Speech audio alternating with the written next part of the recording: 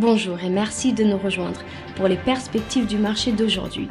Thomas va nous rejoindre, puis la salle des marchés, pour nous parler des dernières évolutions. Thomas ?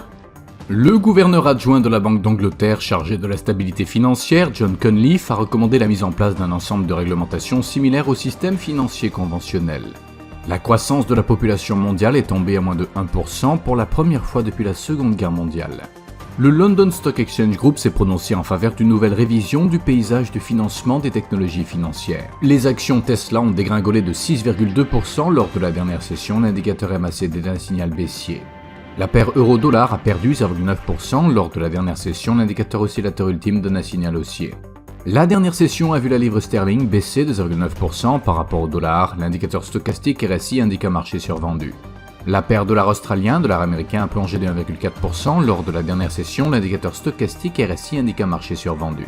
La réunion ECOFIN dans l'eurozone sera publiée à 7h GMT, l'indice NFIB de l'optimisme des entreprises aux États-Unis à 10h GMT, l'enquête ZEW sentiment économique dans l'eurozone 9h GMT, la vente aux enchères des obligations à 10 ans en Grande-Bretagne sera publiée à 9h30 GMT, l'enquête ZEW situation actuelle en Allemagne à 9h GMT, la vente aux enchères des obligations à 52 semaines aux États-Unis à 15h30 GMT.